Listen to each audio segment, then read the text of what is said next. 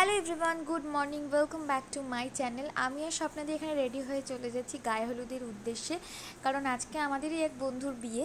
তো ওখানে গিয়ে আমরা প্রথমে পেট পুজো করে নিয়েছি, আর ছিল হচ্ছে লুচি আর তরকারি। তো খাওয়া দাওয়া সেরে তারপরে দেখো এখানে কনের চলছে ফটোশ্যুট।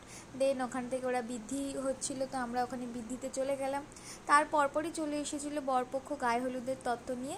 তো এখানে তত্ত্ব সাজানো হচ্ছে, আর ঝমঝমিয়ে বৃষ্টিও শুরু হয়ে গেছিলো। তো তার মধ্যে দেখো কনের কি নাচ, আর বৃষ্টির জন্য চারিদিকে পুরো ভিজে গেছে, দেখতেই পাচ্ছ কি অবস্থা।